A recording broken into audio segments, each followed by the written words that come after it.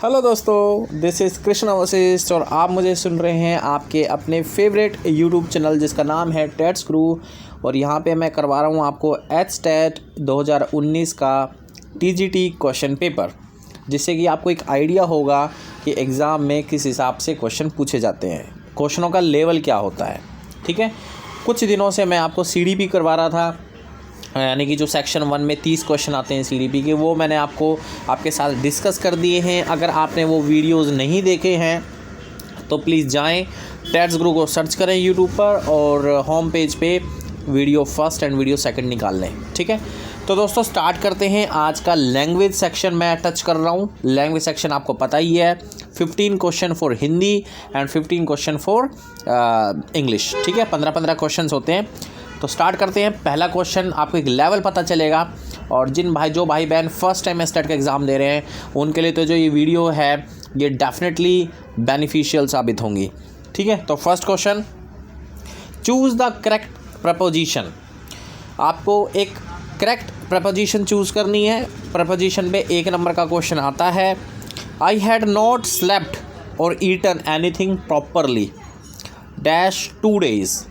तो इसका जो राइट आंसर है दोस्तों वो है 4। कंफ्यूज मत होइएगा फ्रॉम में, सिंस और फ्रॉम में, क्योंकि सिंस और फ्रॉम जो है वो आपका जो सेंटेंस है, जो टेंस है, ये इसके सिंटैक्स स्ट्रक्चर में आता है। जैसे सिंस टाइम फ्रेम को रखने के लिए, टाइम फ्रेम को स्पेसिफाई करने के लिए आता है। अगर आपने टेंस की वीडियोस नहीं देखी हैं टेट्स गुरु चैनल पर, वो भी आपको अवेलेबल हो जाएंगी। ठीक है, ऑलरेडी सारे लेक्चर्स रिकॉर्डेड हैं सभी टेंस के लिए, आप देख सकते हैं। तो देखो सेंटेंस पूरा ये बन रहा है कि आई हैड नॉट स्लेप्ट और ईटन एनीथिंग प्रॉपरली, कि मैंने खाना नहीं खाया है और नहीं मैं सोया हूँ 2 दिन के लिए। तो फ्रॉम नहीं आएगा, 4 2 days, 2 दिन के लिए, बहुत ही स्मॉल टाइम इंटरवल है ये, 4 2 days। तो 4 2 days is the right answer. Next हम बात करते हैं, fill in the blank with a correct option dash doing the cooking I look after the garden। doing the cooking, खाना बनाने के साथ साथ मैं गार्डन की देखभाल भी करता हूँ। I look after the garden। तो इसका जो राइट सेंटेंस है वो बनेगा beside।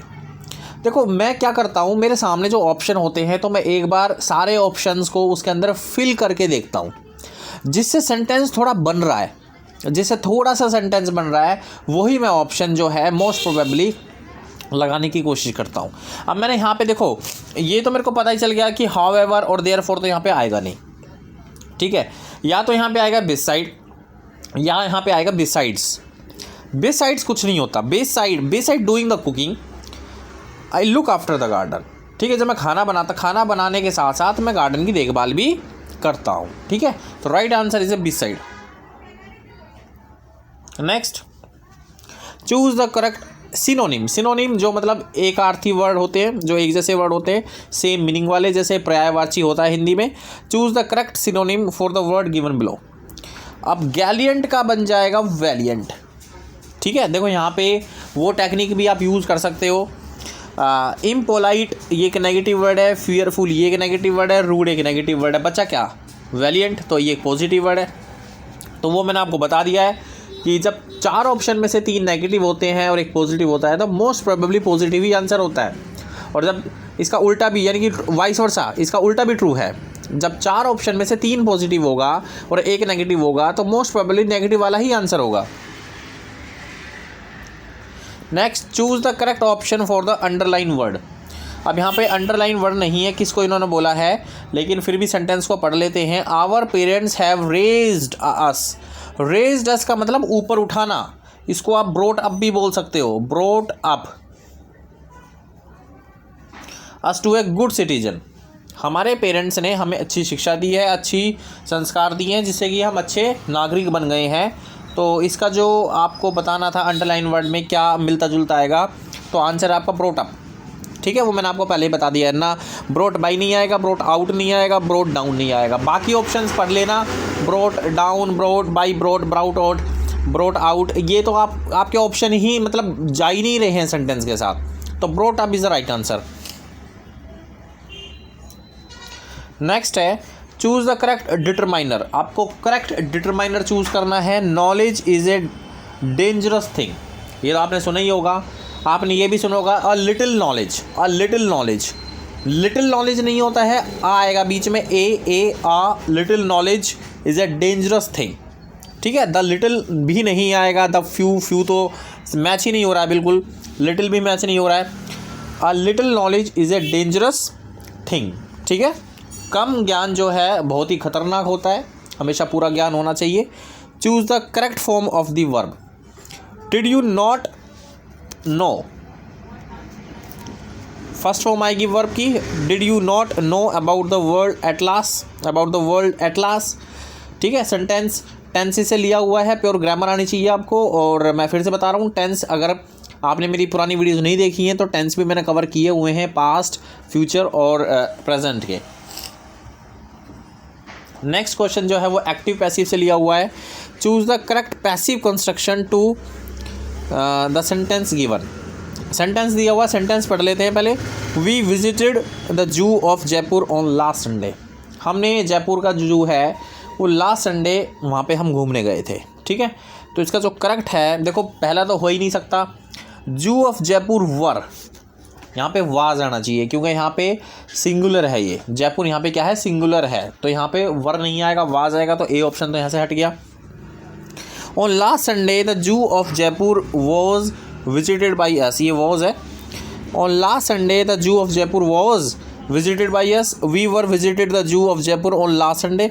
इसका जो राइट आंसर है दोस्तों वो है option number B, on last Sunday the zoo of Jaipur was visited by us. ठीक है, एक क्वेश्चन आपका एक्टिव पैसिव से आता है और एक क्वेश्चन आता है आपका नरेशन से आता है। ठीक है,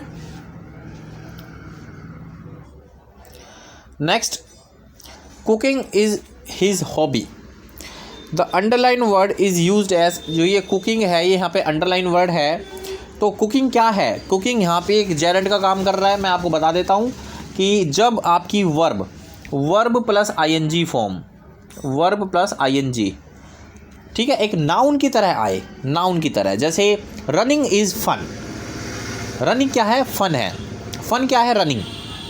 कुकिंग इज़ हिज हॉबी, तो वो जेरेंट बनती है। और मोस्ट प्रोबेबली जेरेंट के ऊपर एक नंबर का क्वेश्चन हमेशा आता ही आता है। ठीक है, जेरेंट या फिर ये आपका पार्टिसिपल। तो यहाँ पे ये जो कुकिंग है ये जेरेंट है, और मैंने आपको बता दिया है जब वर्ब प्लस आईएनजी एक नाउन की तरह यूज़ होती है तो जेरेंट बनती है। Choose the word which is spelled correctly. आपको ऐसा वर्ड चूज़ करना है जो कि जिसकी स्पेलिंग सही हो, तो डी नहीं है यहाँ पे, B is the right answer.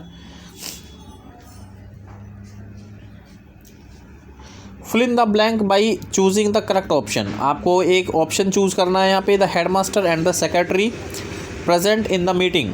तो हेडमास्टर है और सेक्रेटरी है, तो डेफिनेटली यहाँ पे वर आएगा क्योंकि प्लूरल है, सिंगुलर नहीं है यहाँ पे।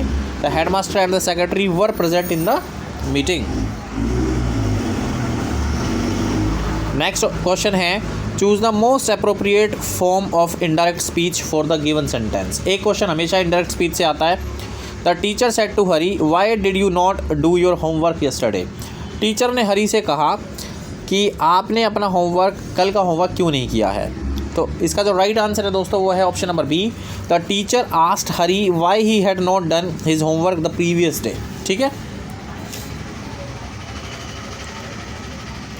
उसके बाद नेक्स्ट क्वेश्चन है, choose the correct antonym. Antonym, एक क्वेश्चन हमेशा एंटोनिम का आता है, मतलब विलोम। आपको उल्टा शब्द चूज़ करना है। Choose the correct antonym for the word given below. तो बैंकरप्ट है, बैंकरप्ट कौन होते हैं, जो कि अपना ऋण नहीं दे सकते और दिवालिया हो जाते हैं। तो यहाँ पे देखो ये नेगेटिव वर्ड है, ये नेगेटिव वर्ड है, ये नेगेटिव वर्ड है, पॉजिटिव आपका solvent. D is the right answer. Next, fill the blank with appropriate preposition. यहाँ पे आपको एक प्रपोजिशन चूज़ करनी है। I paid the bill, I paid the bill in cash.